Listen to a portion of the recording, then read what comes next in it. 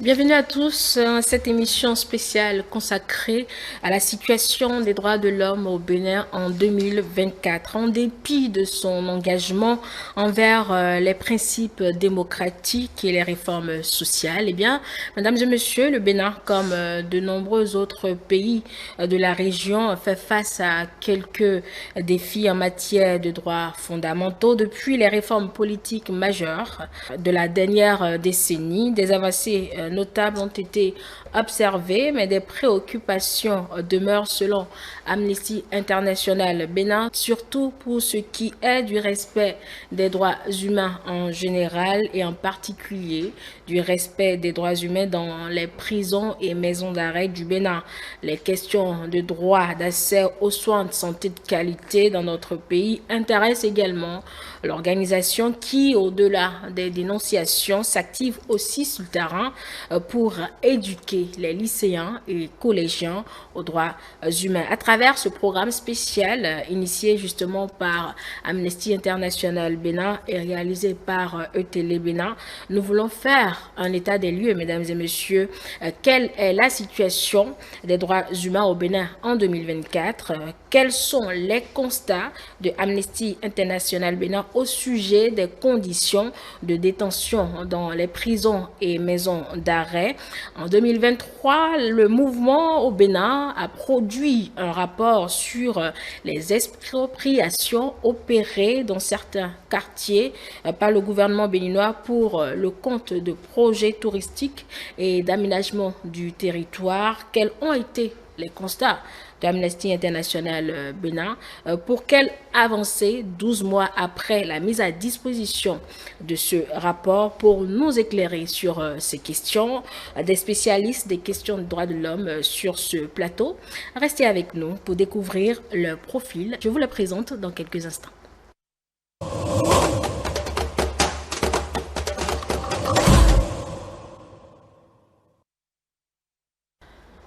Ce plateau est constitué du directeur de Amnesty International Bénin, M. Dieudonné Daguitor. Bonjour, M. Daguitor.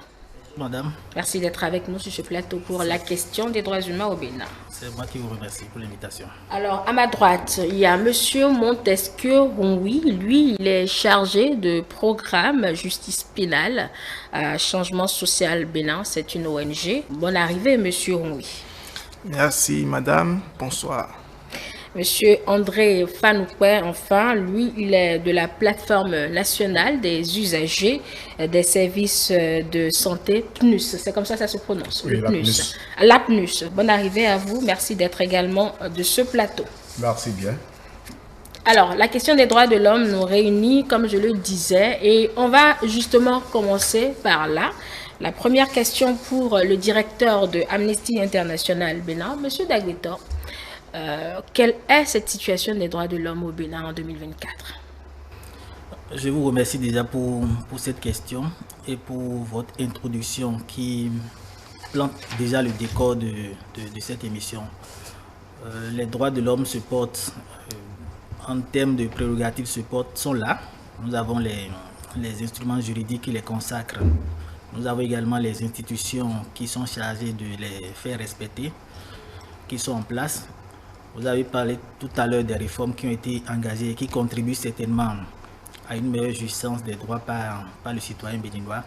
Mais en dépit de tout cela, il y a quelques défis, il y a quelques situations qui méritent qu'on s'y attarde.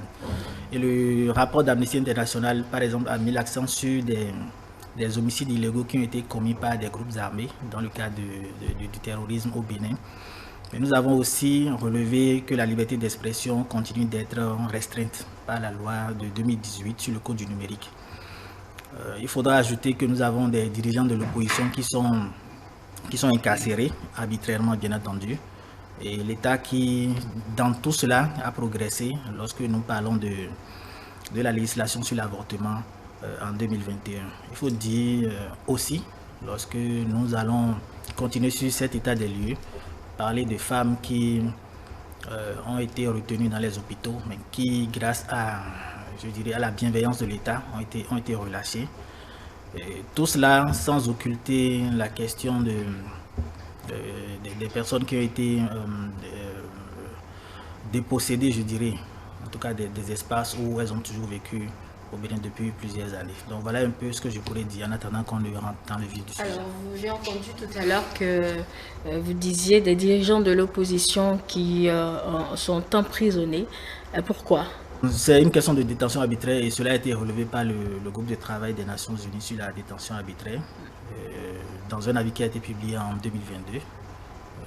Je ne manquerai pas de dire que cela fait allusion à la dirigeante de l'opposition, Rekiatou Madougou. Voilà un peu ce que je pourrais dire pour le moment. D'accord. Vous avez parlé de détention arbitraire. Je veux être rassuré, les téléspectateurs pareil, que les voies légales existantes pour faire entendre, pour que cette personnalité se fasse entendre, soient épuisées. Est-ce qu'elles l'ont été? Je pense qu'il y a plusieurs voies de recours. Il y en a à l'interne, comme vous l'avez dit, mais également à l'international.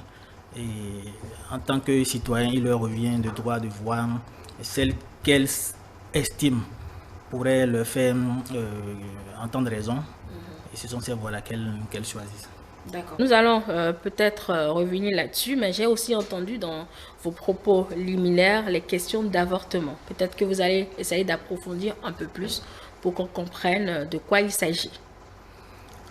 L'État, en 2000, le 12 avril, a pris un décret qui définit les conditions d'application de l'avortement volontaire lorsque, vous savez, il y a plusieurs situations qui peuvent amener des femmes ou des jeunes filles ou des parents de jeunes filles à demander cet avortement-là.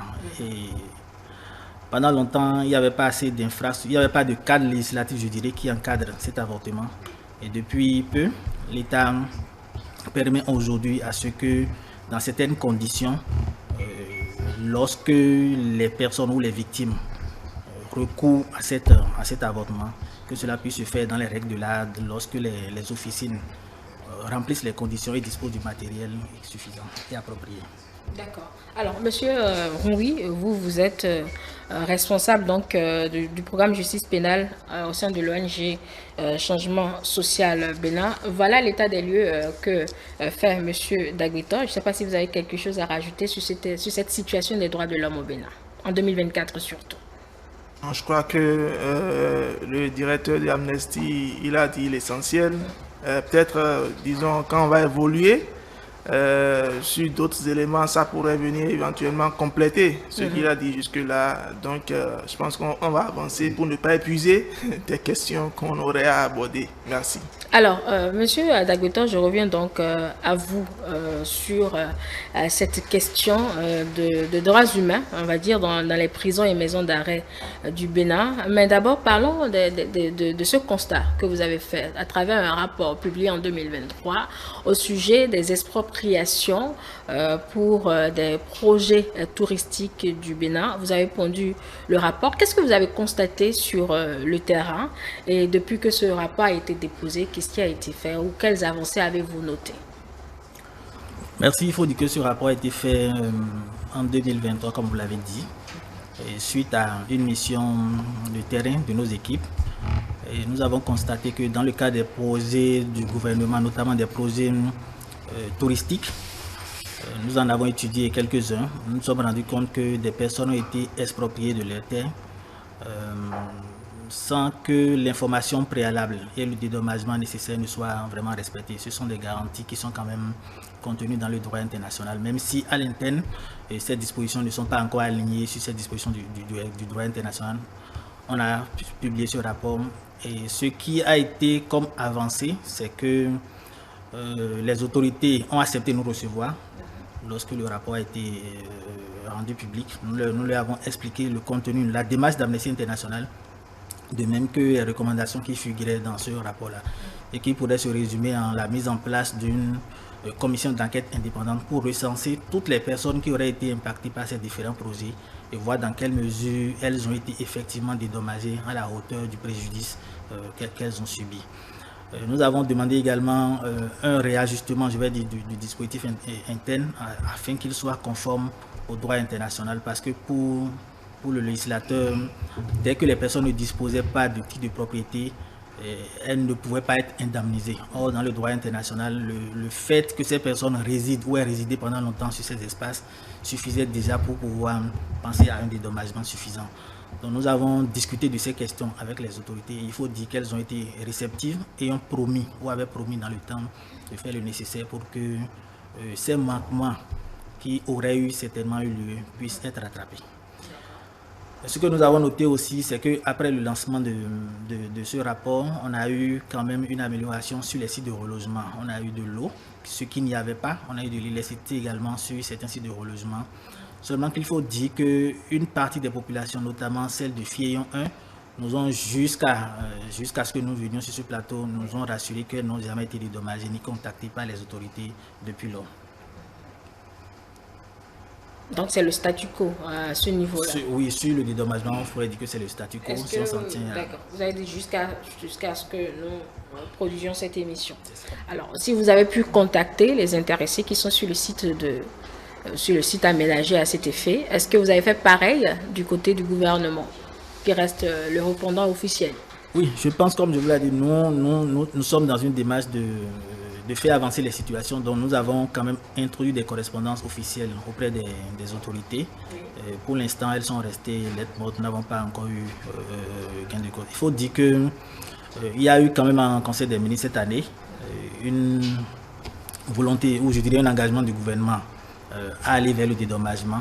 Mais comme l'ont dit ces personnes, elles n'ont pas été contactées pour le moment. Elles ne sont pas encore entrées en possession de ces dédommagements-là.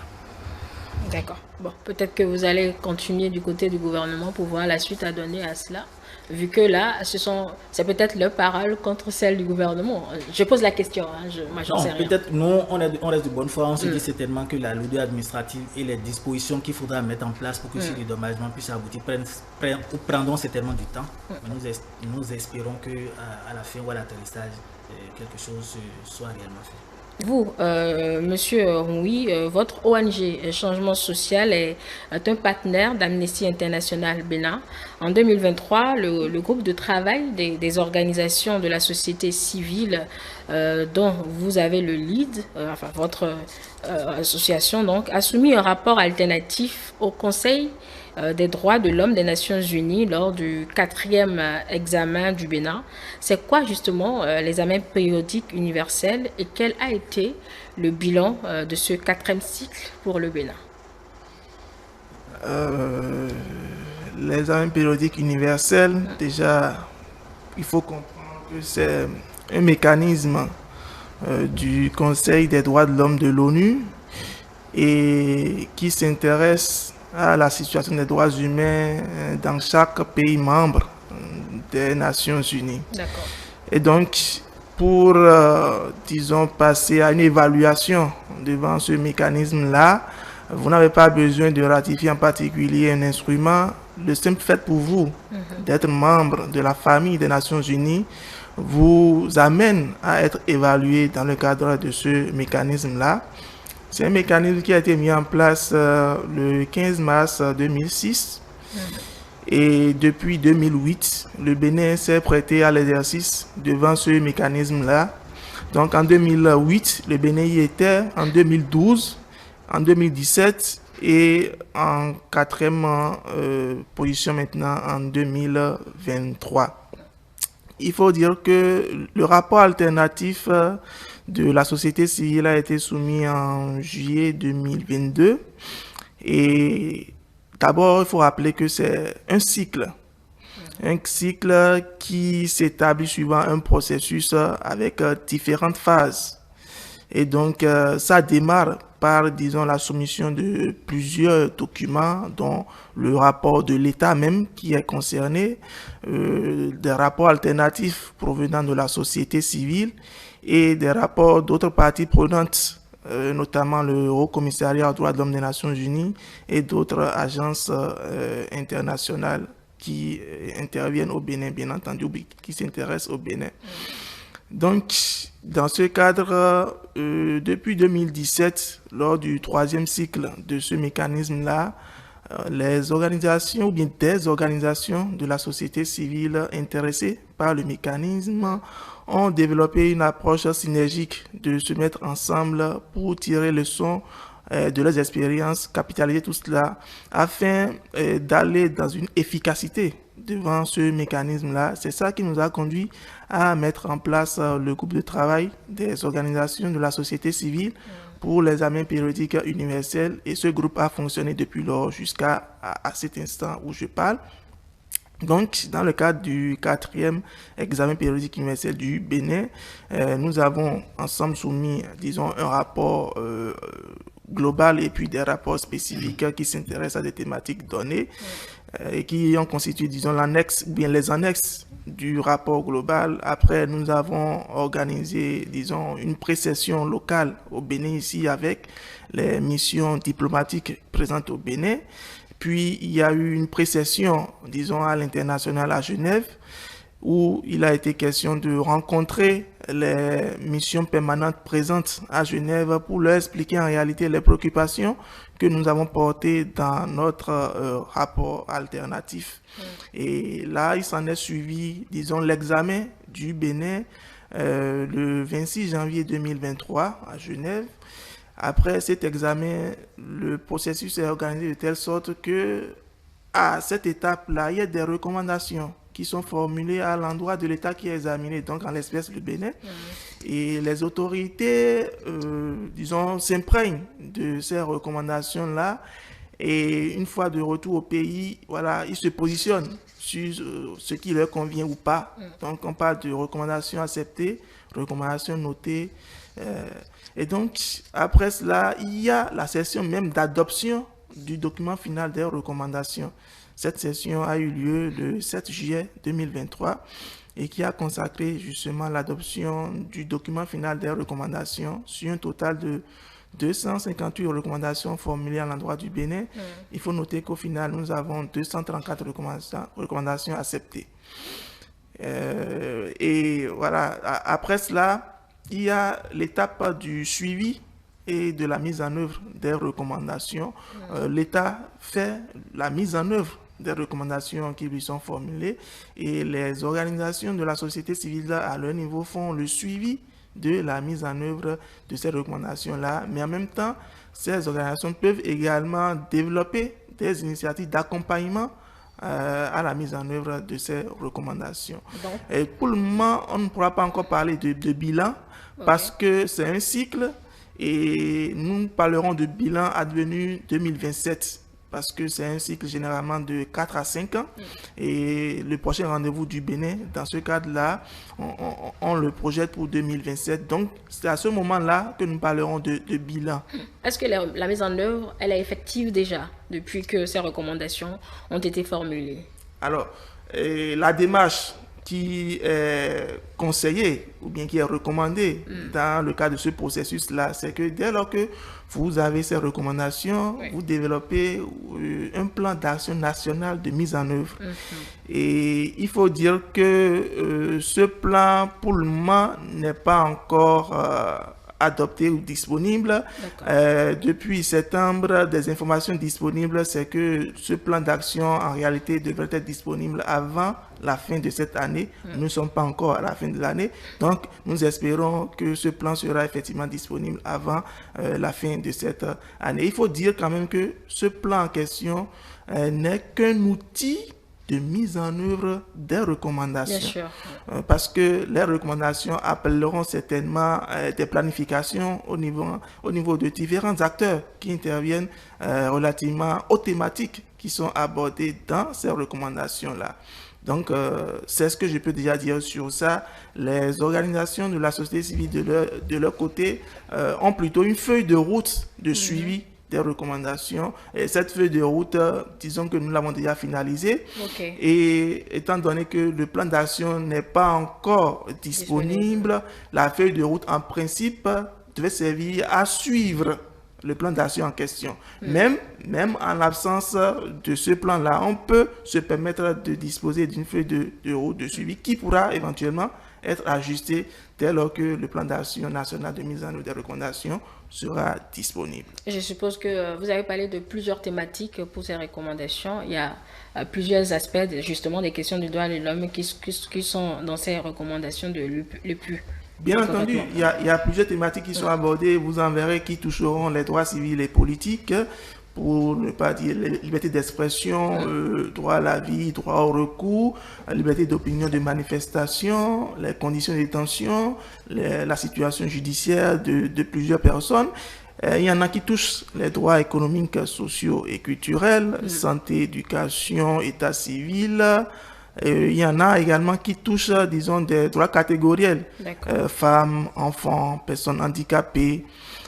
Voilà un peu en gros ce qu'on peut dégager. Alors, Monsieur André Fanoupa, vous représentez sur ce plateau, comme je le disais au début, la plateforme nationale des usagers des services de santé PNUS, partenaire également de Amnesty International Bénin. Tout à l'heure, Monsieur Roui disait que parmi les recommandations formulées au Bénin lors du dernier EPU, certaines ont trait au droit à la santé. Vous qui êtes un acteur du milieu et membre justement du groupe d'organisation de la société civile conduisant actuellement la campagne nationale d'éducation au droit de la santé aux côtés de Amnesty International Bénin, que peut-on dire, Monsieur Fanoupe, du droit d'accès aux soins de santé de qualité au Bénin? Ok, merci madame. Je crois que lorsque nous abordons l'aspect lié au droit à la santé, c'est tout de suite nous nous référons à notre constitution. Le Bénin a su mettre dans sa constitution le droit à la santé de qualité. En plus de la constitution, nous avons d'autres instruments juridiques et de politique qui sont rédigés. C'est ici le lieu de rester reconnaissant au gouvernement du président Talon, qui depuis un certain temps a commencé à faire un peu plus dans le domaine de la santé. Je dis un peu plus parce que les infrastructures sont en train d'être construites aujourd'hui. Nous avons pour preuve la dernière réalisation qui est le CHIC.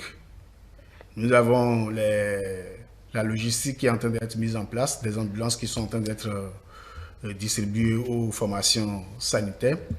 Nous notons également le recrutement du personnel de santé.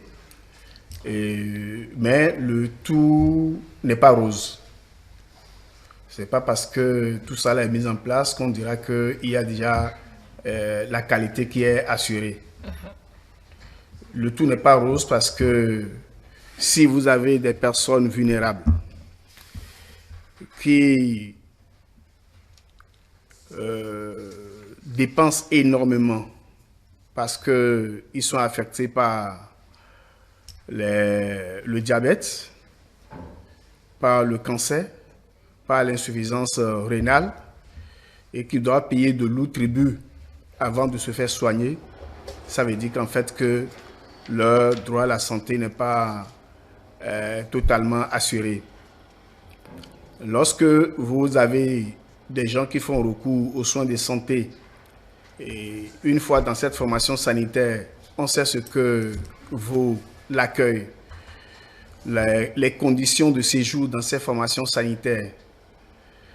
Lorsque vous partez, vous sollicitez les soins et que c'est avec des propos déplacés, des violences de tout genre, que vous ressortez de l'hôpital, vous savez que il y a quelque chose qui ne va pas. Ça veut dire que votre droit n'est pas encore totalement assuré. Aujourd'hui, la population ne se sent pas en tant que tel participant de sa santé. Je vais dans une formation sanitaire, je veux me faire soigner. L'agent de santé devrait pouvoir assurer la confidentialité de mes données. L'agent de santé devrait pouvoir m'expliquer ce qu'il veut me faire. Qu'est-ce qui me prescrit? Est-ce que je suis partant pour ça?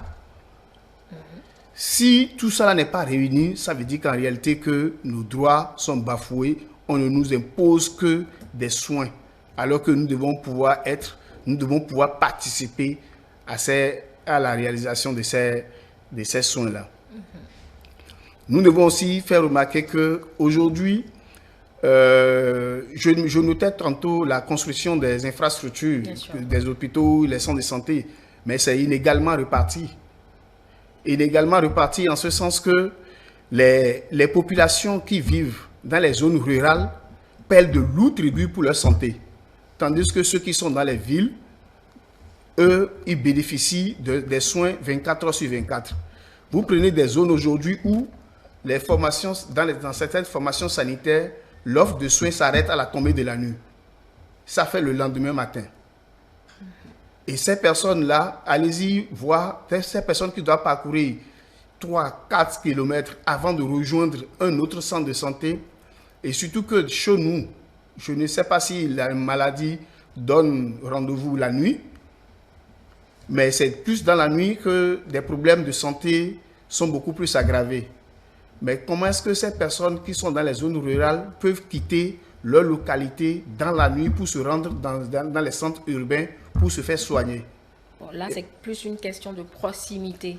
Voilà. Les infrastructures sanitaires. Oui, c'est en cela que je parle de l'inégale répartition. Même le personnel de santé qui est recruté, s'il y a des professionnels de santé qui sont recrutés, pourquoi ne pas en donner aussi aux zones rurales pour que les soins soient continus, pour que 24 heures sur 24, les gens puissent bénéficier aussi des soins dans ces formations sanitaires-là.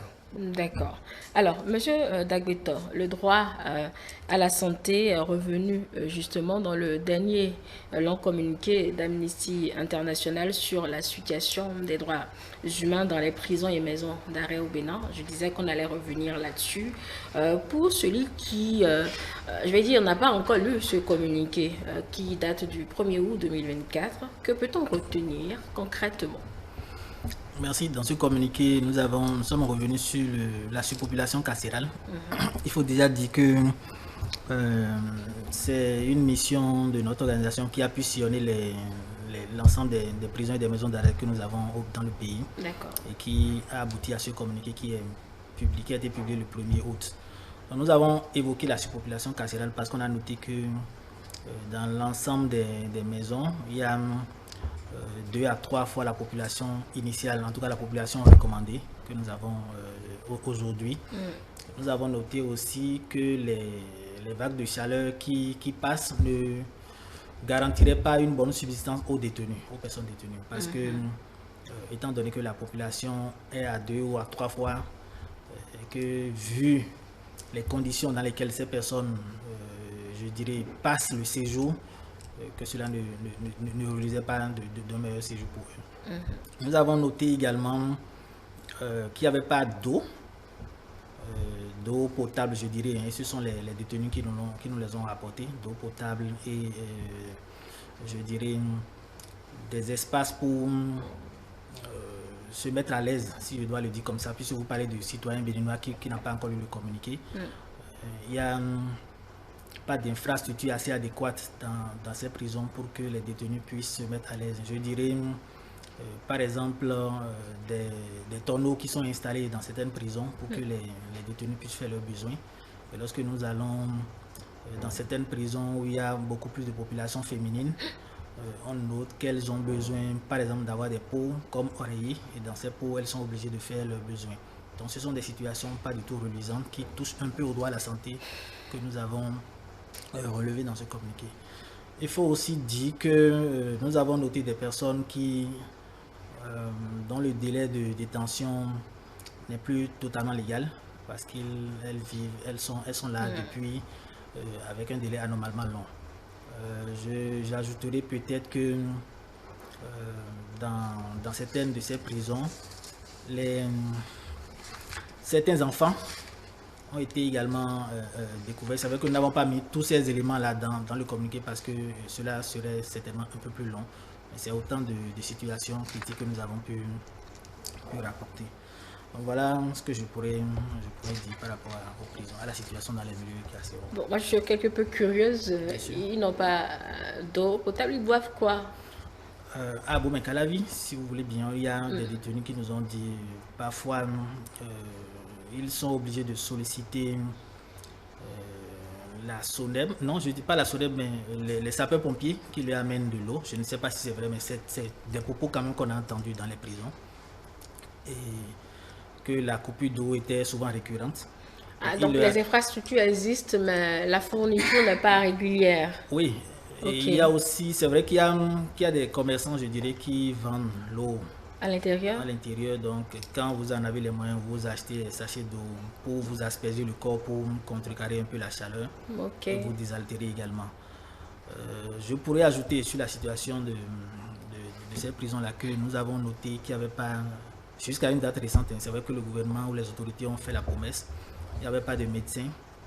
C'était des infirmiers que les détenus nous ont communiqué, ce sont des infirmiers qui se relayaient aussi et qui étaient débordés par la vague de personnes qui les sollicitaient parce que si vous êtes un ou deux infirmiers, que c'est 400 personnes qui viennent vous dire nous avons des problèmes, donc c'est difficile à contrôler. Absolument. Alors, quand vous avez toutes ces informations des détenus qui sont dans ces situations-là, vous ne les confrontez pas souvent avec celles qui viennent peut-être de l'agence pénitentiaire pour pouvoir situer en réalité l'opinion? Ouais, il faut dire que cela fait partie de la démarche d'Amnesty et de l'ensemble des organisations de défense des droits de l'homme. Parfois, nous sommes critiqués ou attaqués par les détenus ou les bénéficiaires qui nous disent mais nous, vous avons porté cette information, mais vous n'avez pas réagi. Nous ne réagissons pas systématiquement parce qu'il nous faut prendre le son de cloche des autorités. Oui. Parfois, nous n'avons toujours pas de retour, nous attendons longuement et après, en tant que organisation de défense des droits humains, nous sommes obligés de monter au créneau pour porter la voix des faibles. Mais dans cette documentation, nous sommes allés quand même vers les autorités. Nous avons envoyé des correspondances qui sont restées sans suite. On a eu la chance, je dirais, il faut le mentionner, on a eu la chance d'être reçu par le directeur de l'agence pénitentiaire du Bénin en décembre 2023, à qui nous avons porté l'essentiel de ces préoccupations. Également, dans notre démarche, lorsque nous entrons dans la détention, avant la sortie, nous faisons le point de nos observations avec les gardiens chefs et les régisseurs et nous entendons également leur son de cloche. Il faut dire que tout ne dépend pas forcément d'eux.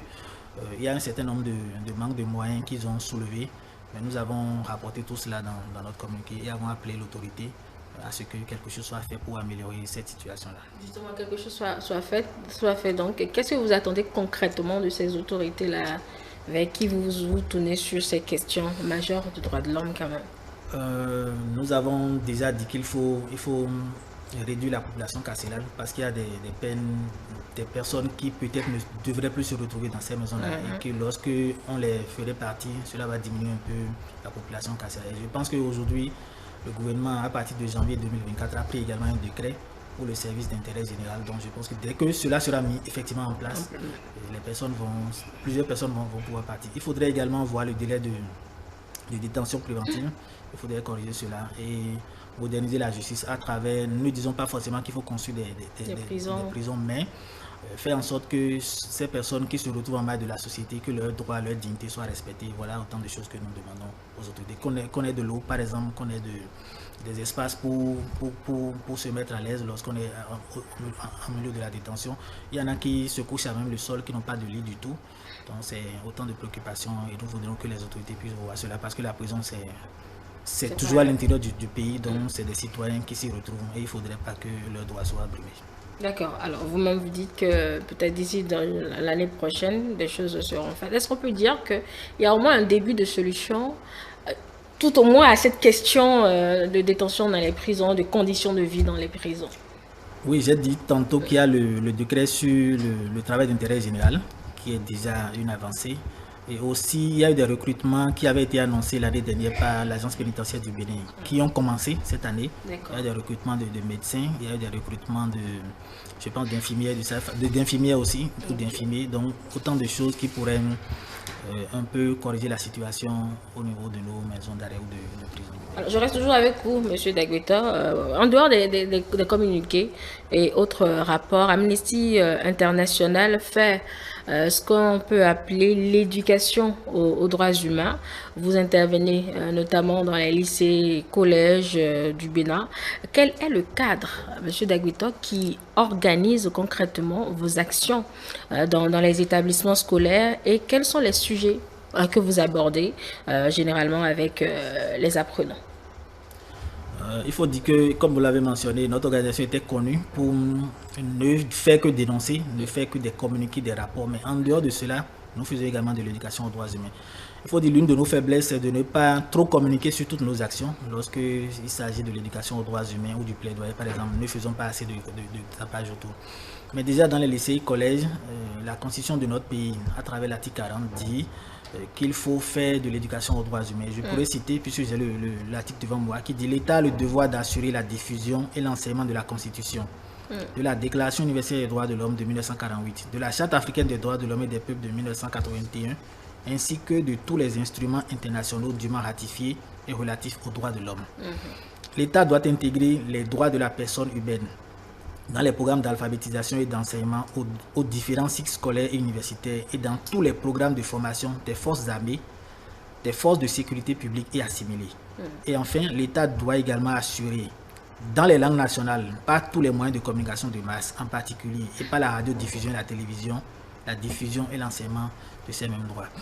L'éducation aux droits humains, Amnesty n'a pas commencé aujourd'hui. Il faut dire et féliciter Amnesty parce que l'insertion des droits de l'homme dans le programme de philosophie et en géographie également a été dû au travail âpre de notre organisation dans les années 90 et un peu après. Mais aujourd'hui, nous avons dans les lycées et collèges un certain nombre de clubs scolaires, donc ce sont des regroupements d'élèves avec lesquels nous discutons des questions de droits de l'homme parce que nous estimons qu'il faudra entretenir cette pépinière et lorsque demain ces enfants ou ces jeunes seraient des adultes, ils pourraient nous aider à avoir une société qui respecte beaucoup mieux les droits humains. Aujourd'hui, nous sommes malheureusement dans un effectif très, très bas. Nous sommes dans une soixantaine de lycées et collèges sur plus de 2000 que nous avons au Bénin. Et nous faisons ce travail avec des directeurs départementaux qui nous accompagnent. Il faut saluer également, je dirais, l'ouverture du ministère des enseignements secondaires techniques et de la formation professionnelle qui, à un moment donné, nous donnait l'autorisation pour pouvoir mener nos activités dans les lycées et collèges.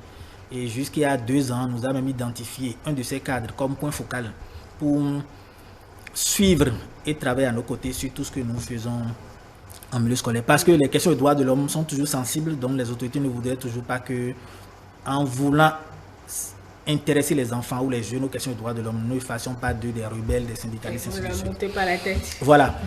Mais nous y sommes toujours parce que nous discutons aussi bien des questions de liberté d'expression avec eux. Nous essayons de disséquer cela pour que les enfants voient par exemple que les taquineries, les railleries puissent être source ou sujet d'entrave à la liberté d'expression. Je donne un exemple tout simple. Un élève qui bégaye et que dès qu'il prend la parole, ses amis commencent à se moquer de lui. Peut-être prochainement il aura la bonne réponse, mais il ne voudra pas lever le doigt, tout simplement parce qu'on va se moquer de lui. Donc nous faisons cette discussion avec eux. Et pour ne pas toujours heurter la sensibilité des autorités de l'éducation, nous utilisons des moyens assez variés. Au-delà des sensibilisations, nous pouvons passer par des sketchs, nous passons également par des bandes dessinées, nous passons par des livrets de poche illustrés pour faire des discussions avec les élèves. Et je dirais que la cerise sur le gâteau qu'on a eu, c'est qu'en mai de cette année, on a eu une convention de partenariat avec le ministère de l'enseignement secondaire, ce qui nous ouvre la porte désormais pour entreprendre des projets beaucoup plus ambitieux avec les écoles. Mais au-delà des élèves dans les écoles, nous discutons aussi avec les parents d'élèves. Des droits humains. Nous discutons également avec les gestionnaires de cantines parce que tout cela fait partie de l'écosystème scolaire. Il est important pour nous de nous baser sur l'existant pour pouvoir faire progresser nos programmes d'éducation aux droits humains. Vous avez beaucoup les droits, mais vous parlez très peu des devoirs. Hein. Non, je pense que nous discutons également des devoirs avec les élèves. Lorsque, par exemple, nous allons vers les autorités que nous leur disons, il faudra communiquer le règlement intérieur aux élèves. Le fait de comprendre le contenu du règlement intérieur permet aux élèves de savoir que dès que je viens en retard, je pourrais courir ou encourir telle sanction. Faire en sorte que le règlement déjà puisse être sensible aux droits humains, que ceux qui l'appliquent soient sensibles également aux droits humains pour ne pas l'appliquer de façon aveugle ou béate, parce qu'il y a un certain nombre de facteurs peut-être externes ou non connus qui font que les enfants viennent en retard quand je prends cet exemple. Donc il faut que l'enseignant comprenne tout cela. Mais au-delà des droits, nous discutons également des devoirs avec les enfants. Est-ce que l'ONG Changement Social Bénin fait aussi dans cette sensibilisation? Parce qu'il y a du travail tel que le présente Amnesty International Bénin. Je ne sais pas si c'est dans votre fonctionnement, monsieur Roui, au niveau de votre ONG. Vous savez, à Changement Social Bénin, nous avons 6 programmes que nous animons. Et il y a un programme dénommé Éducation aux droits humains. Et ce programme, disons, dans son déploiement sur le terrain, n'est que complémentaire à ce que Amnesty fait également sur le terrain. Parce que, comme vous le savez, nous sommes partenaires et ça ne date pas d'aujourd'hui. Donc, nous développons des synergies d'action de sorte à ce que nous ne marchions pas aussi sur le terrain, de sorte à ce que nous nous complétions sur le terrain. Parce que le travail que nous faisons, ce n'est pas un petit travail et ça ne peut pas se résumer à une seule organisation. Ce n'est que de nos différentes interventions que nous nous compléterons et que nous atteignerons plus d'impact sur le terrain. Donc, rassurez-vous que Changement Social Bénin également est active sur la thématique de l'éducation aux droits humains. Et cela ne s'entend pas seulement à l'endroit, disons, des détenteurs de droits, qui sont les collégiens et autres, mais aussi cela s'élargit aux porteurs de responsabilité ou bien aux débiteurs d'obligations, que sont nos autorités publiques. Donc, à travers diverses interventions, nous déployons également, disons, des actions allant dans le sens d'information, de sensibilisation des autorités sur un certain nombre d'éléments qui concourent également à l'effectivité des droits humains. Est-ce que tout ce que vous faites en matière de sensibilisation aux droits humains, vous avez des résultats? Est-ce que déjà vos éditeurs sont réceptifs? Est-ce que vous constatez des changements dans cette politique que vous mettez en place pour les éduquer justement aux droits? Je peux vous rassurer que nous avons des résultats, même si ce n'est pas, disons, l'ampleur des résultats que nous désirons avoir, mais quand même, nous avons des résultats sur le terrain. Quand, par exemple, vous en arrivez à voir une autorité aujourd'hui qui vous dit que il faut forcément que nous organisions des séances de redevabilité, où nous devons rendre compte de nos actions dans tel secteur, tel secteur. Ce n'est que, disons, un élément des résultats que nous avons pu obtenir jusque-là. Quand une autorité en arrive à créer des cadres de concertation pour créer des espaces de dialogue avec les organisations de la société civile, ce n'est que pour contribuer ou bien pour étayer de ce que les résultats que nous avons sur le terrain ne sont pas du néant, sont quand même concrets. Donc, rassurez-vous que nous avons des résultats sur le terrain, quand bien même ce n'est pas encore l'ampleur que nous espérions, mais nous continuons pas faire le travail. Ça nous pousse à encore à faire davantage ce que nous faisons. Oui, M. Fanouka, sur la même question, vous qui éduquez aux droits d'accès, soins de santé, en tout cas, vos cibles, est-ce qu'elles sont réceptives? Oui, moi je crois que les résultats que nous obtenons nous permettent de dire que voilà, ça marche.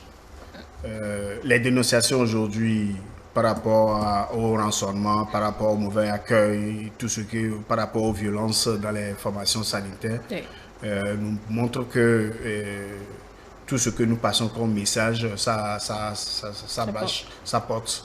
Monsieur Dagbeta, nos lycéens et collégiens, ils comprennent finalement leurs droits? Je dirais que oui. C'est vrai qu'ils reflètent un peu le visage de la société. Parfois, lorsque vous discutez avec eux, certains sont réticents et ils vous donnent des arguments pour lesquels ils ne partagent pas totalement votre argumentaire. Okay. Et c'est à force, c'est d'ailleurs pour ça qu'on parle de l'éducation aux droits humains. La seule sensibilisation n'est pas encore de l'éducation aux droits humains. C'est comme si vous voulez taper un clou sur un rocher. Donc il faut continuer à le faire jusqu'à ce que votre message puisse passer. Et il faut tenir compte également de notre environnement et de nos réalités culturelles qui font que les personnes ont déjà des préjugés qui font qu'elles sont réticentes à un certain nombre de messages. Donc c'est à force de discuter que nous parvenons. Et je vais donner un exemple. Pour ne pas paraître dans les droits humains de façon bateau, comme on le dit souvent, il nous arrive de travailler sur des thématiques spécifiques. Et je prends le droit à l'éducation. Nous avons eu un projet dans la Donga parce que nous avons constaté que dans cette région, il y a un taux élevé de décrochage. Et pour pouvoir mettre en œuvre ce projet, nous sommes dit, au-delà des élèves, il faut intégrer les parents d'élèves, il faut intégrer les conducteurs de taxi-moto, autant de personnes qui sont dans la communauté. Mais aujourd'hui, on a noté que le taux s'est amélioré parce que dans nos sensibilisations, nous sommes allés avec diverses stratégies culturelles. Nous sommes allés aussi identifier des personnes de la localité qui ont réussi parce que dans l'entendement des élèves, même si vous allez à l'école aujourd'hui, que vous décrochez vos diplômes, vous revenez à la charge des parents, donc il ne sert à rien de continuer les études. Il faut plutôt aller de l'autre côté où on pourrait retrouver l'Eldorado. Donc avec ces stratégies, nous avons identifié des personnes dans les localités, des natifs de ces localités qui ont quand même réussi malgré cet environnement-là, qui sont venus parler à ces élèves. Et aujourd'hui, on a pu noter que le taux a été corrigé quand même pour le dernier trimestre de l'année dernière et le premier trimestre de cette année que nous avons eu à travers les suivis qui ont été faits dans ces écoles-là. Donc c'est pour vous dire que le message passe, même s'il y a quelques réticences par moment. Oui, bon, comme vous l'avez dit, vous y allez jusqu'à ce que l'objectif final soit définitivement atteint. Allez, je reste avec vous pour le dernier tour, pour commencer le dernier tour de table. Monsieur Dagbetor, aujourd'hui, quels sont concrètement vos souhaits pour les droits humains au Bénin, je vais dire, à quelques jours de 2025? Notre souhait, c'est que les droits humains se portent davantage mieux dans notre pays, afin que les défis que nous avons notés en 2024 puissent être corrigés. Nous voudrions appeler les autorités à être davantage réceptives au travail, que ce soit d'Amnesty International Bénin ou des organisations qui s'investissent dans la question des droits de l'homme, pour dire que la contribution que nous apportons, c'est pour que notre pays soit mieux coté, soit bien vu sur le plan des droits de l'homme, déjà à l'intérieur par les citoyens, au niveau régional et au niveau international. Donc nous voudrions que les questions de liberté d'expression, que le code sur le numérique, le code pénal qui, en certaines de ces dispositions, empêche les tenues de réunions pacifiques soient revues. Ce sont des actes de plaidoyer que nous avons déjà introduits auprès des autorités. Mais nous voulons aussi que la situation dans les prisons telle que nous l'avons révélée, et ce n'est pas que Amnesty qui l'a dit, il y a plusieurs autres organisations qui ont fait ce constat, y compris la Commission béninoise des droits de l'homme. On voudrait que les autorités puissent investir énormément de ressources afin que cette situation-là soit corrigée. Et sur le plan social, nous avons également des facteurs de résistance à certains sujets de droits de l'homme. Nous travaillons dans la sensibilisation pour que nos partenaires et le public de façon générale puissent nous aider à ce qu'on ait un environnement social assez réceptif, assez favorable aux droits humains en 2025. Alors, monsieur, oui, je pense que dans les recommandations, il y a aussi ces questions de relecture du code du numérique, etc. Je ne sais pas si vous partagez le même souhait que monsieur Dagbetor pour 2025. Bien entendu, bien entendu. Vous savez, à la session du 26 janvier 2023, le Bénin avait marqué son accord, bien son acceptation pour 224 recommandations. En avril 2023. Puis nous avons conduit le groupe de travail, bien entendu, qui est composé de ESAM, franciscain, AFA Bénin, Amnesty, ACAT Bénin, Échange social Bénin, bien entendu. Nous avons mené un plaidoyer en juin 2023 à l'endroit du garde des Sceaux, et ce plaidoyer a porté ses fruits, et ce qui a permis d'obtenir 10 recommandations supplémentaires acceptées. Et la majorité de ces recommandations touchent le code pénal et le code du numérique. Et le 7 juillet, nous avons marqué, 7 juillet 2023 bien entendu, nous avons marqué notre prédisposition à contribuer à la revue de ces instruments-là, pour ne pas dire le code du numérique, le code pénal, à la revue de ces tests-là dans une approche participative et inclusive. Pour le moment, nous n'avons pas encore connaissance d'initiatives allant dans le sens d'une approche inclusive, participative dans ce cadre-là. Et donc, pour 2025, pour ne pas dire décembre, et l'année prochaine, nous espérons quand même que ce travail se fasse dans une approche véritablement inclusive et participative. Nous sommes demandeurs de cela, nous sommes prédisposés à cela, et nous attendons juste que l'invitation à la table pour se faire. Voilà, M. Fanoukwé. Oui, moi je n'ai pas un appel, mais je voudrais rappeler aux autorités que la population voudrait être coproductrice de sa santé, et donc d'en tenir compte. Merci beaucoup, monsieur André Fanoukwé. Je rappelle que vous êtes Le représentant de la plateforme nationale des usagers des services de santé, PNUS, un partenaire de Amnesty International Bénin. Sur ce plateau, M. Dieudonné Dagbeto, lui, il est le directeur justement de Amnesty International Bénin. Et enfin, M. Montesquieu Onui, qui lui est chargé du programme Justice pénale à changement social Bénin, qui est une ONG. C'était là la situation des droits de l'homme au Bénin, mesdames et messieurs, des droits humains au Bénin en 2024, à travers ce plateau initié par Amnesty International Bénin et réalisé donc par ETélé. Nos invités ont essentiellement mis l'accent sur la situation des droits humains au Bénin en 2024, en particulier les documentations d'Amnesty International sur les expulsions forcées pour le tourisme et l'aménagement du littoral, la situation des droits humains dans les prisons et maisons d'arrêt du Bénin, le travail en synergie avec le groupe de travail des organisations de la société civile pour l'examen périodique universel ainsi que la campagne nationale sur le droit à la santé. L'émission a également abordé le travail d'éducation aux droits humains qui se fait dans les lycées et collèges partenaires, la convention pluriannuelle avec le ministère des enseignements secondaires, techniques, de la formation professionnelle, le plaidoyer pour la révision des dispositions du code pénal qui restreignent le droit de réunion pacifique, M. Dagbeto l'a dit, ainsi que le plaidoyer pour la révision des dispositions du code du numérique qui restreignent, selon Amnesty International Bénin, la liberté d'expression et le droit des médias. Voilà, mesdames et messieurs, c'est tout pour cette émission spéciale que nous vous remercions d'avoir suivi. Merci à Amnesty International Bénin. On va se retrouver sur d'autres programmes avec le même plaisir.